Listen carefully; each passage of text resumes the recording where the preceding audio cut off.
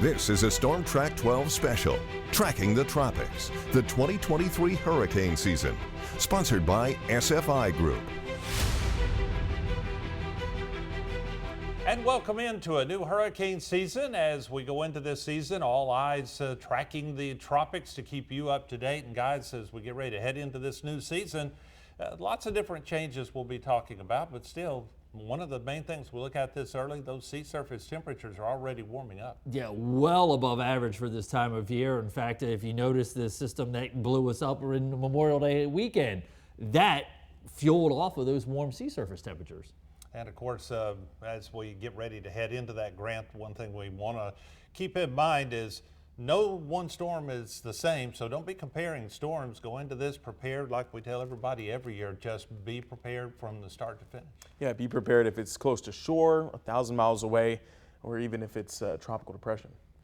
And of course, we have many of the storms in the past that we do compare the damage, because that makes a big difference when it comes to your preparation. If you're going to flood, if you have the proper insurance, which you'll be touching on coming up. But one of the things, of course, that we talk a lot about is people who have gone through a lot to recover. One of those, Pollocksville and in Jones County, it was hit hard by Florence. Yeah, I was going to say, we're coming up on the 5-year anniversary of Florence, and you know that reset a lot as far as the floodplain was concerned for us here in eastern North Carolina. And sometimes a lot of people don't realize that there are things that you can do to make your recovery better and prepare for the next storm. We'll be talking a lot about that coming up, but let's go ahead and take a look at what we expect going into this season. And we have always those predictions that come out, many of those running a little bit below the norm of what we would expect. But again, we can't set it aside. If we only had an 8 storm all year long and it was a Category 5, that's a problem. Well, I was going to say, in Andrew in 92, it only takes one storm, and that's what happened in Homestead, Florida.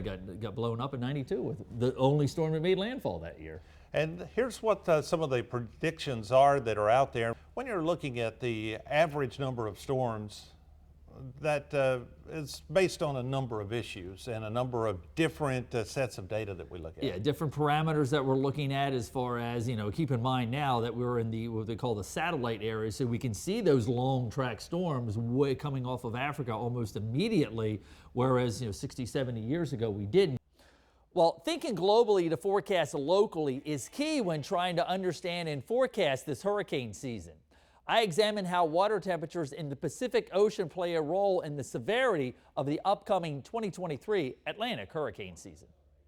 El Nino and La Nina are terms you might have heard us meteorologists mention at some point. But why do ocean temperatures 5,000 plus miles to our west in central Pacific Ocean have an influence on our hurricane season? To understand that, we need to realize the temperatures of the ocean and the atmosphere around the east central equatorial Pacific have a huge impact on weather patterns around the world. Trade winds, which blow from east to west at the equator, push the warm sea surface waters towards Asia, piling it up in the western Pacific Ocean. This leaves the deeper and cooler water to backfill on the west coast of the Americas. In some years, however, the trade winds weaken. The warm surface water now moves eastward and reduces the upwelling of cold water off the coast of South America. This is called El Nino. The name El Nino traces back to the 1600s, when fishermen off the coast of Peru noticed warmer waters usually appeared around Christmas time. They named it El Nino, which means little boy or Christ child in Spanish. This El Nino pattern of the water in the Pacific Ocean causes rising air above the warm Pacific waters to help speed up upper-level winds and increase the wind shear at these fast wind speeds across the Central America into the Caribbean. Increased wind shear makes it difficult for thunderstorms to organize in the Atlantic Ocean, which is kind of a necessary component for hurricane formation. But sea surface water temperatures in the Atlantic are already running very warm, especially close to the U.S. coastline. This could cause a minor pressure pattern shift over the Atlantic that might blunt the full extent of the usual El Nino-caused wind shear. Thus, the reason various forecasts are just slightly below normal for the season. And of course, with us coming out of El Nino, it's a lot to think about because of the tropics. And as you mentioned, it really impacts our looking ahead as far as winter. Yeah, it really does. You look at how long the duration the El Nino is going to last, and more importantly for us in ENC, if we're going to get any snow this winter. Stay tuned. People definitely want to know that. The memories of an Eastern Carolina town devastated by Hurricane Florence. It was just one of those freak things, but it was bad. It was bad. What they've learned to help prepare for future storms.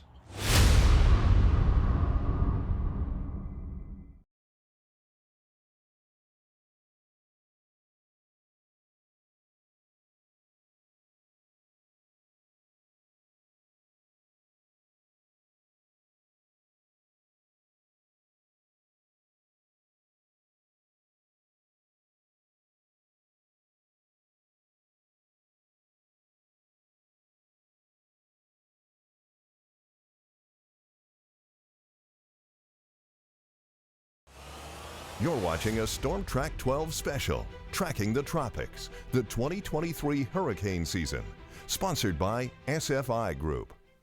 Many of you have to worry about how to prepare for after the storm. That means your home, your neighborhood, and in some cases, even your family. But in some places across Eastern Carolina, it's a whole town recovering. We didn't have much of a downtown anyway, but the floodwaters just completely eliminated it. Many remember the pictures of Pollocksville after the Trent River flooded the town, showing us that even the best planning can be thrown a curveball. And I guess we thought we were prepared. I don't think anybody expected that things would be worse than Hurricane Floyd. It was 6 feet more than Hurricane Floyd. The Trent River sits on the north side of town. As you head south, you cross the Trent River to enter Pollocksville. The old train station, converted to town hall, was flooded even more than expected. We'll just put everything on tables as high as it got in Floyd. And that's what we did. All our furniture, all our records, all our equipment, everything. The problem is that we got 6.5 feet more water on top of that. A Pennsylvania moving company was hired to move the old depot. Thanks to FEMA money provided for the project, it was restored. Many people came out to watch the historic move. The building was hoisted atop hydraulic wheels and carried about an hour and a half to its new and safer home. This lot's about the highest lot in town. Once it got moved, we were able to put it in this location, restore it to its original function and appearance. The positive takeaway is the town has seen some new houses in the spot of the old Trent Motel. The pumping station's electrical platform has been raised above Florence flood level. The post office building was repaired and put back into service. The flooding from Florence? It was truly the perfect storm. Despite the flooding from the past and likely from the future, Mayor Bender says, The Trent River is our greatest asset. That's the thing that's going to put Pollocksville on the map other than the devastation of flood. But it's also our liabilities. Parts of preparing for next time is through flood mitigation, with things being planned like retention ponds and helping homeowners to reduce their threat, especially with many or most not having flood insurance. Mayor Bender sees a lot of good things being done. We think we're making progress. We really are. We're not where we want to be, but I think we're further along than a lot of folks that have been in our same situation. And as you saw, there's a lot to getting past the storm, and as the mayor just mentioned, some places are still struggling, just trying to catch up. Well, Donnie showed us the recovery from a storm that made landfall, but we also have to prepare for storms that aren't close to eastern North Carolina. We often associate direct landfall of a hurricane as that worst case scenario situation during tropical season. Storms like Dorian, Florence, and even Hazel in 1954. But the truth is, a storm doesn't have to come anywhere close to our shores to prove fatal. Even if a storm doesn't impact our coastline directly, even if it's thousands of miles away, the swell from these storms can produce dangerous rip currents. We spoke with Eric Hayden, the warning coordination meteorologist for the National Weather Service in Morehead City, about the dangers of distant tropical storms that might not always catch your attention. We actually lost more lives at the North Carolina beaches in 2019 from Hurricane Lorenzo than Hurricane Dorian, and that was more than 2,000 miles away, and it produced dangerous rip currents, and 4 people lost their lives along our coastline. Strong storms like Lorenzo, which was closer to Europe than the U.S., can push large swells of water thousands of miles. So even if it looks like that perfect beach day, that doesn't necessarily mean the waters are safe. Respect those flags. If you have a red flag flying, you really shouldn't be in the water much more than your calf muscles. It's because of dangerous rip currents. That's why those flags are flying. So don't go far out into the water. Another thing to pay attention to is the forecast so that you can plan ahead. We issue alerts for those rip currents so that you know perhaps this is not a beach day, let's hit the pool or stay inside and not even deal with the ocean. In addition to dangerous surf, faraway storms cause beach erosion, which is costly. Since 1939, North Carolina has spent over $1 billion in rebuilding our shorelines. Anytime you have a coastal system with wind and large waves, it can cause beach erosion on our beaches really throughout the year. Eric also emphasizes that even if a storm does make landfall close to home, don't get caught up on its category. The category of a storm only forecasts its wind speed. Storms like Ophelia, Irene, Matthew, Florence. For locals, that rings a bell. Hey, those were bad storms, and they were just Category 1s. Not one hurricane will ever be the same. It's important to look at all of a storm's potential impacts. Are we going to have heavy rain? Are we going to have storm surge? What about tornadoes? What about rip currents? What about inland flooding? All of those impacts that can occur. And compared to wind, the impacts of water always prove to be the most fatal. Most of the deaths that occur with tropical systems are water related. Traditionally, it's almost 90%. That could be surf, rip current, inland flooding, storm surge. Less than 10% of people that die in a hurricane is wind related. So as we head into the summer months and tropical season, be sure to enjoy all the beauty that Eastern North Carolina has to offer. Remember to stay informed, stay prepared, and when it comes to Mother Nature, don't let your guard down. And stick with us. Coming up, Les Still shows us how we can financially prepare now for a hurricane.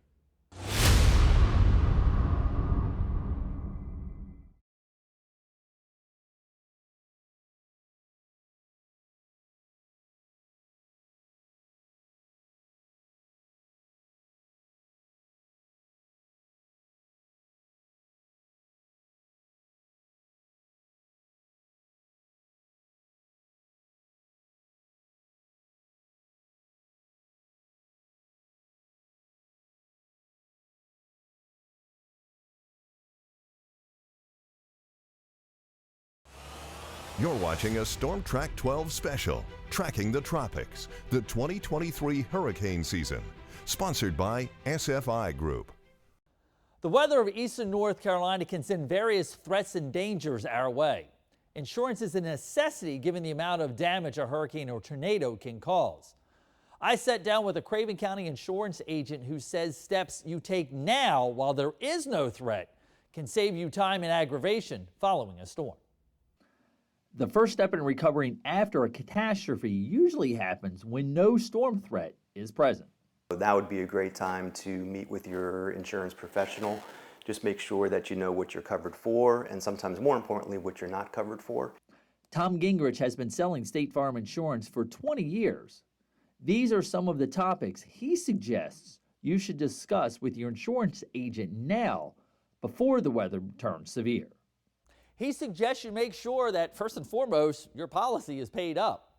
If you have a mortgage, make sure that the company is listed on your policy correctly, that you understand deductibles, and more importantly, set that amount aside right now. That way you won't incur any financial hardships should you have to put a claim in, that your auto insurance is in place, that you understand flood insurance. Remember, any surface water is what flood insurance covers. And that finally, your coverage values and replacement costs are appropriate. We've had a lot of inflation, and also those costs have risen. At some point, you might have heard that, quote, once a storm is named, you can't get coverage. That is partially correct. Most insurance companies do place restrictions on changes that you can make to your home or auto policy once a storm has been named, including changing your deductibles, which is why the sooner you get this insurance checkup scheduled, the better you will be. One of the items on Tom's list was to make sure that you understand flood insurance. Typically, anything that is related to surface water is going to be under a flood insurance policy. Again, a specific exclusion on the house insurance that will not provide any coverage for the surface water flooding. Flood insurance does have a mandated 30-day wait period once your application is submitted. You also need to be aware that flood insurance does have a dollar amount cap on certain aspects of your claim. The most coverage you can get on a flood insurance policy for the dwelling is $250,000, and the most you can get for contents is $100,000.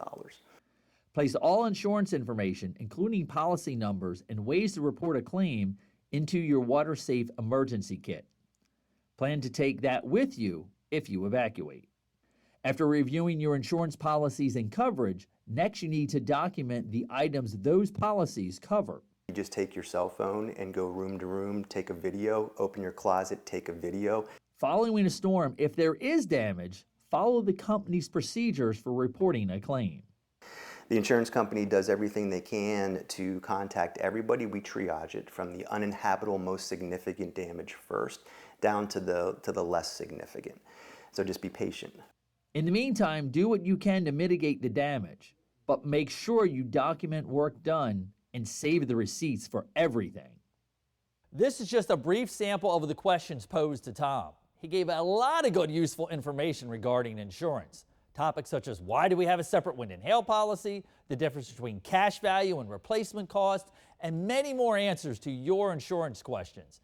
We've uploaded this entire 15-minute conversation to the WCTI News Channel 12 YouTube channel if you'd like the answers to these and other insurance-related questions. In order to be prepared this hurricane season, you and your family need a plan. And part of that plan should be a hurricane preparedness kit. So what goes in that kit? We'll go over the essentials here. You need water, 1 gallon of water per person for at least 7 days. So if you have a family of 5, that'll be about 35 gallons of water plus food for you and your pets. It could be peanut butter, crackers, any sort of non-perishable. Also, retailers have done studies to see what sells the most, and ironically, strawberry Pop-Tarts. So that's a good idea for us. Also, you want to have flashlights.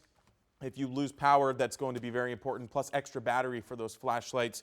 And if you lose power, you're going to want to have portable phone chargers, and you make sure you have your car chargers as well. You always want to stay informed. We'll be streaming here on News Channel 12 when disaster strikes, but you could also get a weather radio from NOAA that will also help you stay instantaneously prepared.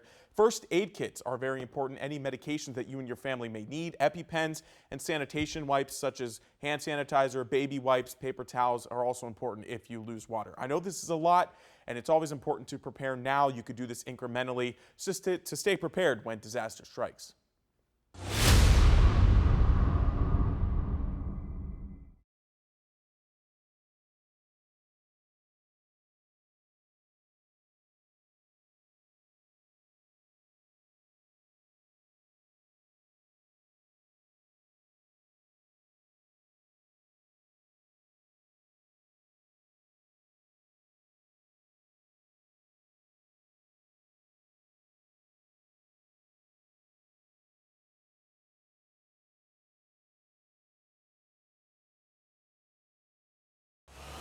You're watching a Storm Track 12 special, Tracking the Tropics, the 2023 hurricane season, sponsored by SFI Group. Welcome back to the News Channel 12 2023 hurricane special. Well, we've been talking about how we can individually prepare for the hurricane season, but also cities and counties need to be able to prepare to serve you. Well, they need to have their list just like we need to have our list. And Valentina Wilson found out that Pitt County has multiple plans in place to help you as far as flooding is concerned, and also to have a plan to maybe clear out the rivers a little to give that water a place to flow. Planning takes place long before hurricane season gets here. If you find yourself needing help, Tyler Rhodes with Pitt County Emergency Management says they're prepared. Responders are ready to come and help during those times of emergency, but we ask that you understand your risk ahead of time and have a plan. Part of the planning comes down to knowing where you're building your home. Many times citizens approach us and are unaware that their property is located within a 100-year floodplain. It's our job to educate them and let them know of the restrictions that they may face when they plan to build. You can start by using the website Opus, online parcel information service. Use that website to understand your risk. You can overlay your floodplain to your residents. You may remember some of the big storms that created flooding in eastern Carolina. Those include Floyd, Matthew, and Florence. Jonas Hill with Pitt County Planning and Development says they want to make sure people don't have a big impact on their homes. It's been cited that an inch of flood water inside a home can cause up to $30,000 worth of damage to that home. There is a FEMA-backed buyout program, and there's an option to elevate in the program. But Hill says Pitt County made a conscious effort to not participate with elevating existing homes. Our intent is to move people out of the 100-year floodplain so that they are not impacted by flooding events in the future. the county is also looking at other ways to battle flooding from storms.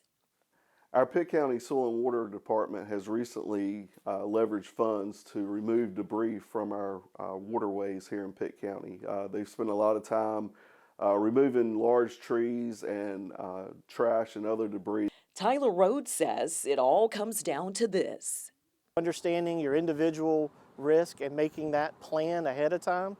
As we head into hurricane season here, it's important to stay prepared. Don't let your guard down and stay informed. Yeah, have various different ways to be able to stay connected with us, whether it's our WCTI News Channel 12 Storm Track app, whether it's our social media, whether it's our website, and plenty of ways to stay connected, even if you lose power. And of course, remember, have multiple ways to get those warnings. The app that we just mentioned, NOAA Weather Radio, a great way. You just need multiple ways to make sure that you're informed. And also remember, don't pay attention to the category, and always be prepared. Don't compare storms. And it only takes one storm to cause an issue. Thanks for joining us for this preview of the upcoming season, Tracking the Tropics 2023 Hurricane Show. We just hope that you're safe, and always count on us to be here to keep you up to date and alert you to severe weather danger.